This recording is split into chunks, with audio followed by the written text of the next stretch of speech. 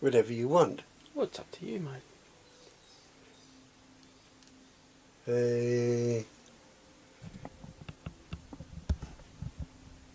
I suppose from when I left school.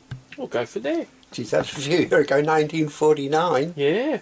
I left school 18th of December 1949. Mm. Living in Coomartin, there wasn't much around. I went to one place to see if I could get an apprenticeship for a carpenter. Mm-hmm. He told me no. I worked on the land, and I got a job in Ilfracombe at a nursery with greenhouses, Mm.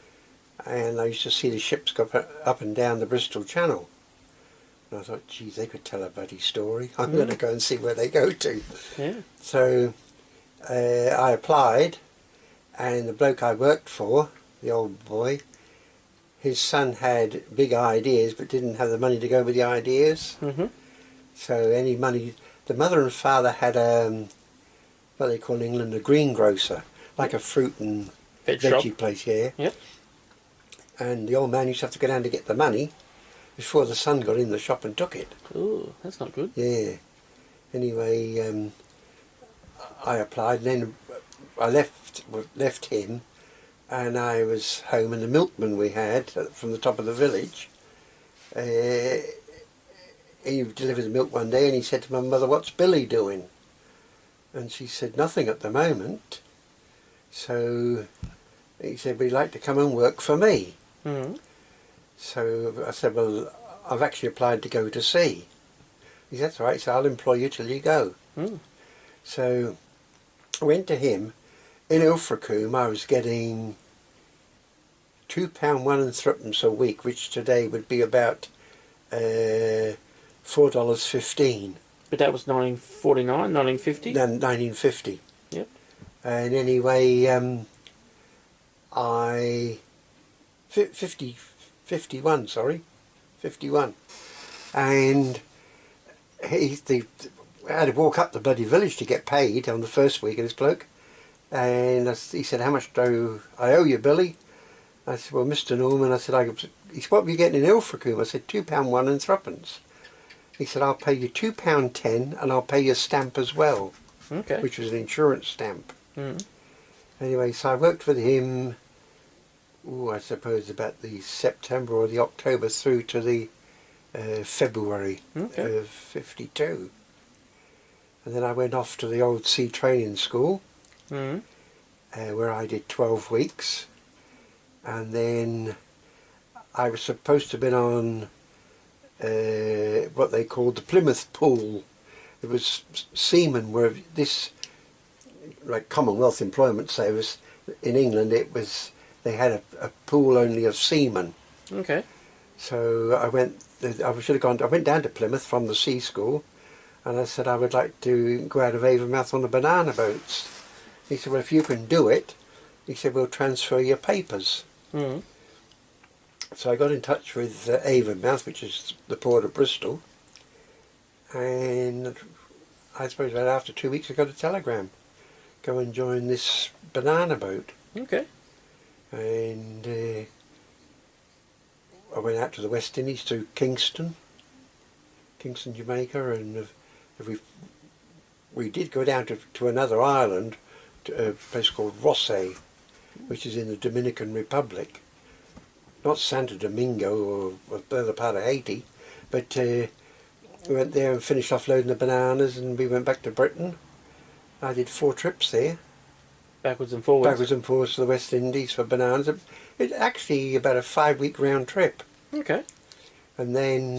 that's half a year taken up? Yeah. Yeah. And then I went back to the pool, and I got a job on a Donaldson ship called Delilian. Mm. And that went to Canada in the winter time. Oh, that's not good. After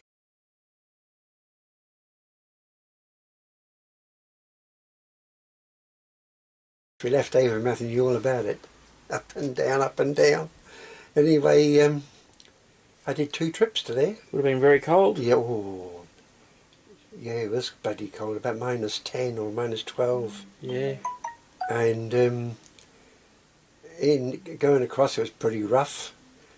And then St John, New Brunswick's got the highest rise and fall in the world. How much? Tides of 52 feet. That's pretty big. But in fact, they have what they call the reversible falls there. Okay. When the tide goes out, the waterfalls, I think when it goes back the other way, it falls back up again. And then I did 2 trips there. Mm.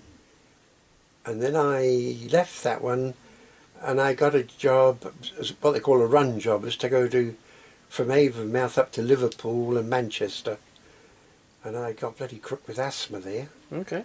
And in fact, I got a green card, unfit for sea service. Oh. And I went home for about 6 weeks, and I went back, and the old doctor who examined me, Dr. Ralph, they reckon he was over 90. Okay. Anyway, he got $1 for every man he passed, which was 10 shillings.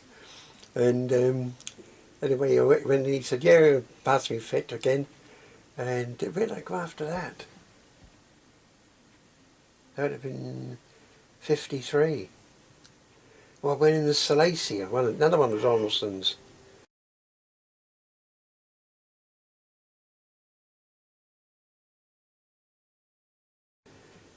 First trip wasn't bad, straight across to Montreal. That could do a round trip in about 17 to 18 days. Could get along at 17 knots. So a lot quicker. Yeah, oh yeah. And then the second trip I did on the Silesia, we had dropped a bloody conrod in the Atlantic. Oh wow. Okay. And so So now opposed pistons, 5-cylinder. Yeah.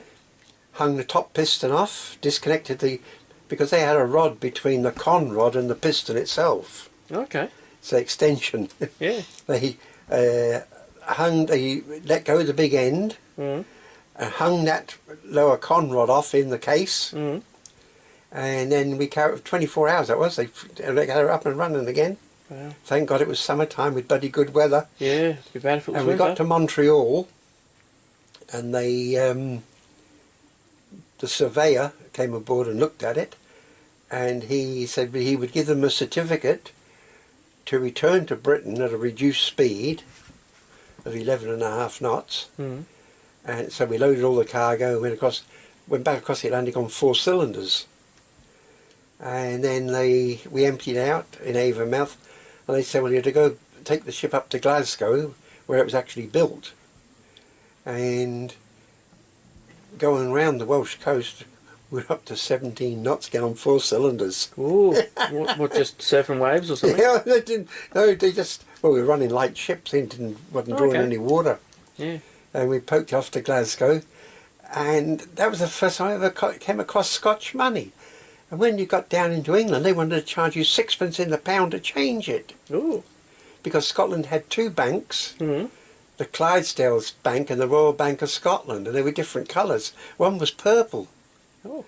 Anyway, I got off there, and then the next ship I joined would have been the Waziristan, a tanker. Mm.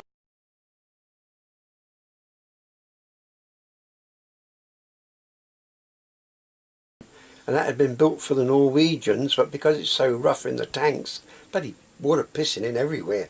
Not through the hull, through the walls between each tank. They were bloody rotten. Oh, okay. It was only 4-year-old, but it had been carrying benzene, which rots hell out of the metal. I didn't know that. Okay. Yeah, aviation spirit and stuff like that they had. And then we joined in Falmouth, and we went across to Rotterdam, where we loaded for Jarrow on the Tyne, and went back to, emptied out there, when he carried about 11 or 12,000 tonne. It's only a smallish tanker. Okay. And then we went back across to Rotterdam, and we loaded for Sunderland, north of England. Went back, then we got orders in Sunderland that we were to go Curacao. Oh. So off we went, and that was a laugh. That was a 4-cylinder Doxford, opposed piston again. And I think in one morning we stopped 17 times because the prop coming out of the water, the governor would cut in. Oh, yeah. And I was only new to tankers, and I said to somebody, why don't they put more bloody ballast in her? Yeah. Get the prop down. After lunch, they put another couple of 1,000 ton of ballast in, and off we carried on. And we went to Curacao. From Curacao, we went to Boston, Okay, America. Massachusetts. Yeah. And American immigration. Have you ever been to the United States before? No. Have you ever been deported from the United States? I said, how the hell could I if I've never been here? So it got rather nasty at that. Mm. I said, but it stands to bloody logic. If I've never been here, I can't have been deported. Exactly. But he wasn't going to have that. No, no. So anyway, in the finish, we smoothed it out. This was for a crew landing permit. Okay. Because it was McCarthy's time. Oh, Everybody was a communist. Red's under the bed. Oh, yeah, Yeah. yeah. And Gonna have a good witch lo and hunt. behold, we the White Heather fuel terminal we went to, rickety old bloody jetty, Yep. and the Geordie mates sold the old mooring ropes. And they got a truck down, he said, I'll cut you in on it. The lads who did the work didn't get a bloody cent. Anyway, went back to Curacao. We loaded in Curacao and we went back. We arrived Christmas Eve in Groton Park, Connecticut. And just up the road was the Nautilus submarine getting built. Oh, okay. Yeah. And we discharged there, and about the oiler who was supposed to have been on watch had a few and he went to sleep. Thank God the crown of the boiler didn't drop. Anyway, ran out of water, so we had Christmas Day alongside. Oh, nice. But we should have sailed Christmas dinner time. Yeah. Anyway, then we got orders, Curacao we were to go to. Then they changed it going down. They said you'd to go to Venezuela and load 4,000 ton of Venezuelan crude, Mm. and the other 7,000 ton was to be lubricating oil. Okay. Well, they cleaned that. We cleaned well, we thought we cleaned the tanks, and the surveyor Hi, refused. Mum. I can. How you going? Good. Do you want to sit down? Do I have to? The surveyor. Mm-hmm. You want to stop it? Oh, well,